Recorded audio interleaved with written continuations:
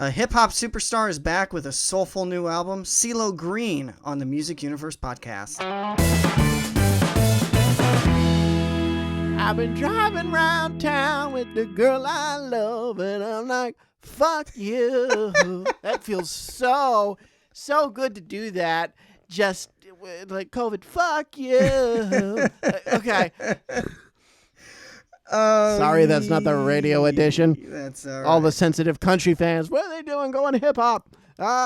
You did this yourself. How was it? It was fantastic. In fact, he is a hip hop superstar, but oh yeah, he's a great vocalist. He's got a brand new album coming out June 26th. It's called CeeLo Green is Thomas Calloway. That's his birth name.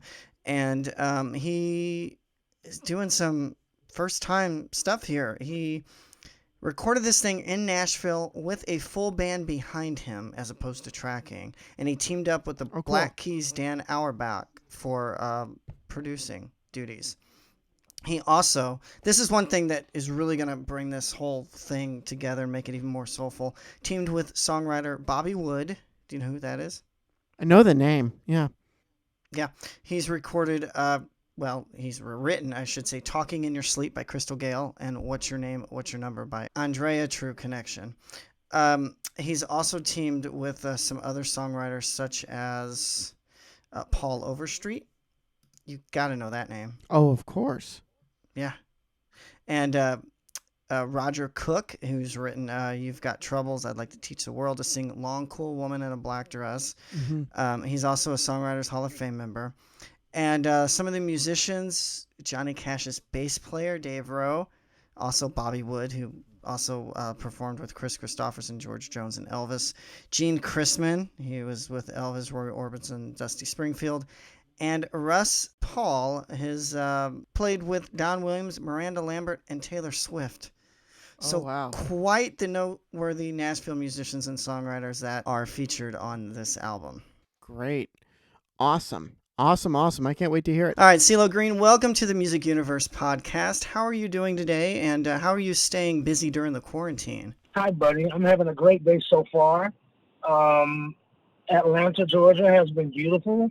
And I've stayed busy these past few months with family, doing a daily regimen of prayer, meditation, food, talking, laughing, and working out and producing music. So that's been our regimen for probably every day of the last, 8 weeks.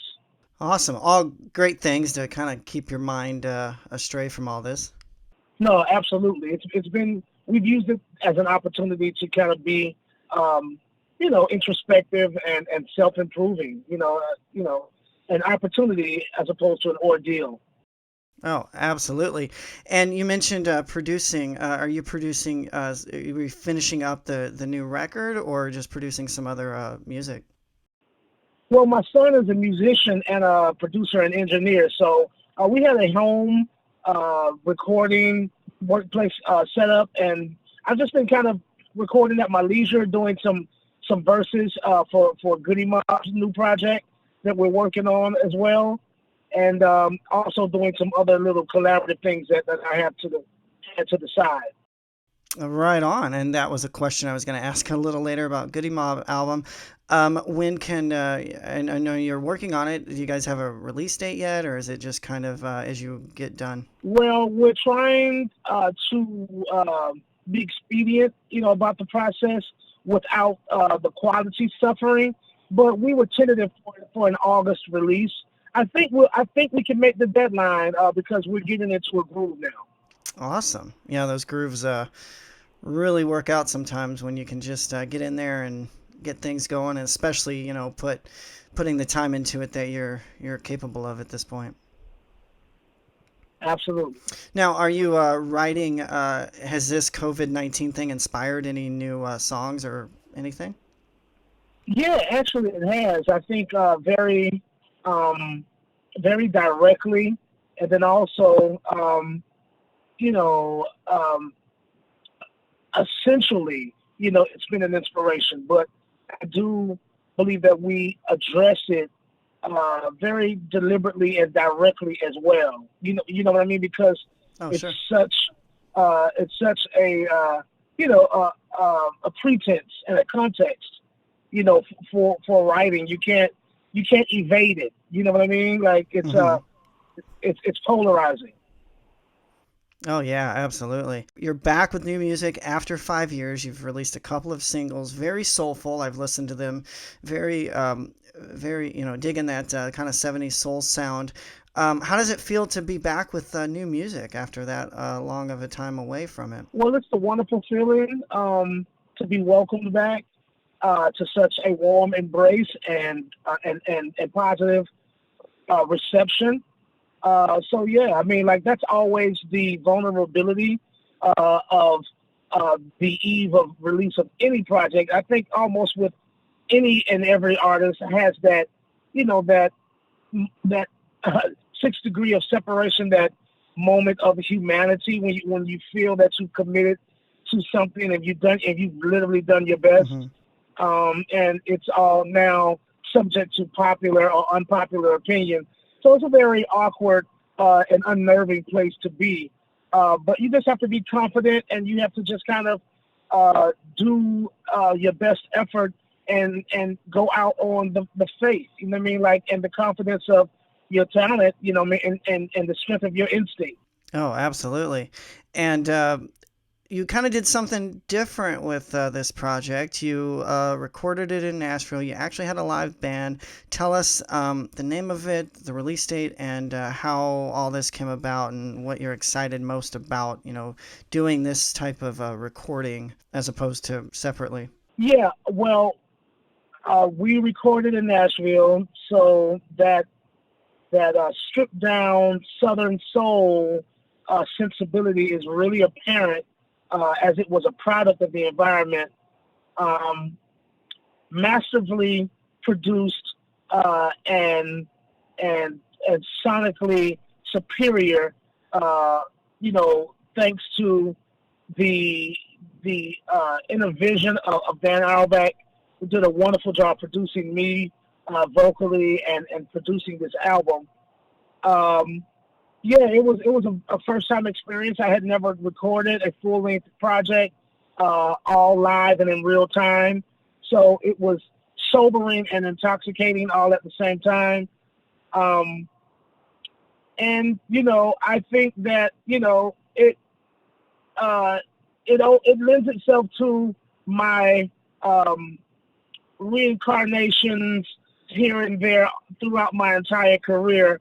Um, I try to be, and I succeed at being um, dynamic, all stemming from the same self, if you will. My personal listening palette is very varied and vast. I listen to all types of music. I've ingested it. I've internalized it. I've imbibed it, and I reiterate it in a real way that is my own personal signature. And so I'm always proud to reinvent and to innovate in some way, in hopes that I can be an inspiration to other artists to not abide by, the law and order and constriction of, commercial outlet or what have you. Wander off of the beaten path. Sometimes you have to get lost to find yourself, and it's paid off for me. So it's an aesthetic that I've used time and time again. That is very innate and natural for me, and it's being received in a very genuine way. And so that's all that I could ever ask for. So I'm very happy with the outcome and the finished product. Yeah, and it's called CeeLo Green is Thomas Calloway. It's out June 26th. And you're not only working with Dan, but you're working with a lot of Nashville session and songwriters that are just up and down the music cities, who's who. Can you tell us what that felt like, and just some of the people that you've worked with here? Yes, Bobby Woods, to name one. I was introduced to everyone for the first time. I was meeting, these very legendary Nashville musicians.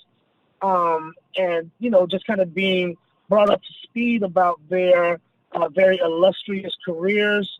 Um, you know, or, and it was just, it was an incentive for me to rise to the occasion and bring my A game because I didn't realize that I was in the room with such, legendary people. Hmm. You got Dave Rowe. Who else is there? You got Gene Sure. Chrisman. You got Russ Paul. It's just the list goes on. Yeah, Paul Overstreet.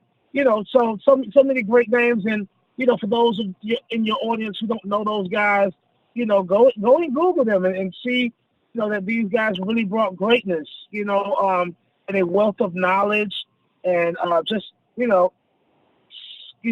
superiority to the production and to the sonic value of this album. And so, yeah, it's solid, man. It's a really solid body of work.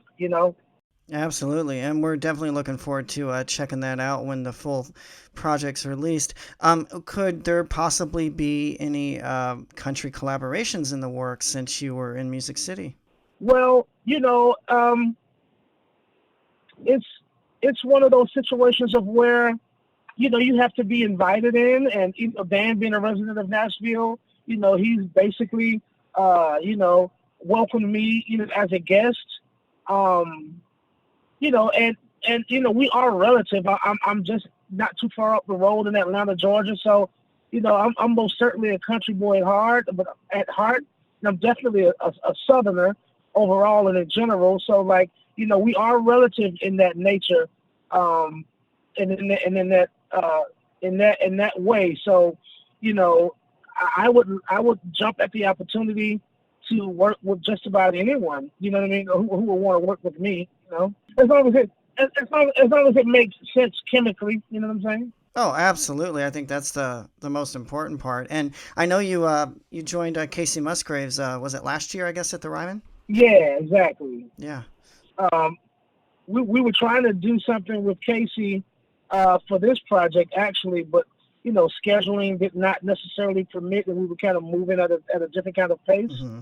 But she's like a sister. You know what I mean? We'll get the opportunity at some point in the near future to actually go in and do something great for people. Yeah, absolutely. And that'll be a great collaboration there. I'm sure you guys had some tour dates affected by this, right? So were there any concerns with releasing the album during this pandemic, or is it just like you're thinking like the rest of us? It's universal. We need to get this music out there and let people, kind of get away from everything. Well, definitely music is a healthy distraction. I consider it to be essential work. Um, and this was again yet another opportunity that was timely in a way of where people were kind of uh, feeling nostalgic because it kind of put us uh, you know in a frame of mind of where we kind of all went back to the basics and the bare necessities, and you kind of realize what was important. You know what I mean? Like which Hmm. was just family and closeness and togetherness and love and laughter. You know, and those simple things in life. You know what I mean? Like when life can be so complicated, and demanding otherwise. So this was an opportunity for people to not only hear the music but really listen to it, uh, and and feed off of the sustenance and the substance of it. You know what I mean? Like Yeah. it becomes tangible in that way, and people could really use the good energy. And so I was glad that I actually had it. To share. I mean, I had enough to share. You know what I mean? And it's just a beautiful thing. Oh, absolutely. And you're actually inviting fans to be part of your new music video for doing it all together. Tell us about that. Yeah, you kind of write a song, not realizing that it could take on another life or another context or be expounded upon. You would always want people to interpret it in a way of where it's relative to them on a personal level. Um, so therefore, it's written about, um, you know, a couple, loving each other and pulling their weight and doing it together. the equality that we would all want in our partnerships with our mates. But then also, it lends itself to the human race and the human condition of us, finding empathy and compassion for those who are less fortunate, those who have lost, those who need, you know what I mean? Like, Yeah.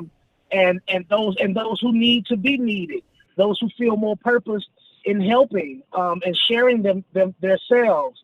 And so therefore, all of the essential workers, from nurses to policemen to Uber drivers, when we partner with Lyft, like people who are actually, boots to the ground doing the essential work, we're really hand in hand across the world, doing this all together, getting through it, like helping each other survive, like, and helping each other smile in the face of the adversity. Oh, absolutely. And we'll all get through it one day, and we'll be out watching live shows again. I can't wait for that. I can't wait. And anybody who wants to be a part of the video for doing it all together, they can go to my IG and join the project, by clicking on the link in my bio, and people can get more informed about it. And everybody's welcome. We're all one family, man. Like, there's no class or race of people that are affected more.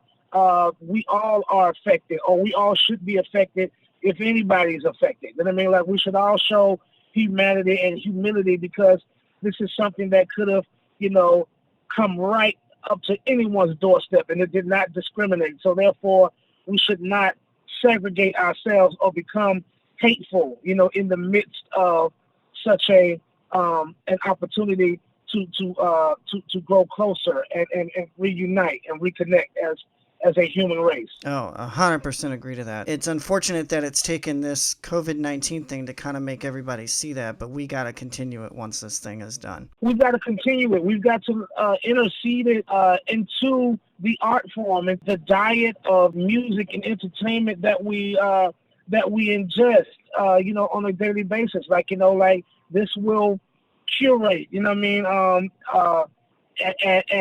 counterbalance, what music it can be typically utilized as is a means of escapism or a means of just solely entertainment. Like, we could put these fundamentals back into the music the way that it once was. There's never been a generation of where the music didn't reflect the times. So, you can cross-reference to the 60s and the music of Woodstock and those movements, and you can look at the footage, the raw footage, the stock footage, and all of those spectacular images of that time, and the music correlates completely. It's a perfect sonic backdrop and support system for what we were dealing with as a society then. And so therefore, now, we should not be dealing with separatism, racism, hatred, or any of those things. Like, we should deal with the politics that divide one from the other. Maybe we can address it, in that context, but then also in a human context, address what needs. And, we could go back to Burt Bacharach. You know what I'm saying? What the world needs now is love, love, love. You know what I mean? Like, that song means so much now, just as much as it did then. You know what I mean? Even more so. So I, as CeeLo Green, am quoting the artist Burt Bacharach, who just had a birthday recently. And I know this because I know him personally. I really have really good friends, legends in this industry, and I say his name to also do what I always do, and that's educate and inform about music as well too. So somebody may know the name CeeLo Green, they may not know the name Burt Bacharach. So I endorse him. I endorse music education and historical account, and go back and be informed and being inspired by all of the greatness that's been done. Don't forget about what's been great and the way music has been utilized as a greater good for us. Oh, absolutely, because it all evolves from the past. Absolutely. That's the only way something can remain timeless, if it stays connected. If it's a trend, that means it's just a freak of nature. You know what I mean? Yeah. But if it's timeless, it's more. It's only an evolution and a continuum. Yeah. Yeah, that's the way it's got to continue. So to step back in time a little bit as well, since we're on that subject. Were you surprised at the radio success of "Forget You"? Yeah, I was actually, because it all happened so quick. This was a time before we had really seen lyric videos and things of that nature. I want to say that "Forget You" was probably one of the first ones. It was the first one for me I had ever seen, and I think it was such an innovation online that you couldn't miss it. And then it was so absurd. The explicit version. It was just absurdity, and there's a lot of good music and entertainment that comes from that notion to be just ridiculous and absurd. I mean, Yeah. it does have a satire and a sense of humor to it. You know what I mean? And I think Oh you yeah. know all good things come with those working parts. Not taking yourself too seriously. Yeah, no, you gotta poke fun of yourself sometimes, and that's a great song as well. And I know you've seen a lot of success from that. A lot of mainstream, people kind of took you a little more mainstream than people may remember. And of course, being on The Voice, which you just returned to as well. What was that like to step back, on that platform? It was awesome. We watched it last night. We covered a great song, Pete Townsend's "Let My Love Open the Door." Um, you Ah, know, I'm a fan of Pete Townsend, a fan of the Who. Uh, I actually once before in England, and he said some really kind things to me, and England really embraced me. So yeah, so it was an honor to do it alongside the John Legend and Kelly Clarkson, my good friend Blake Shelton, uh, Nick Jonas, to name all of the coaches that I saw, and some of the other contestants from the teams on The Voice. So it was really nice.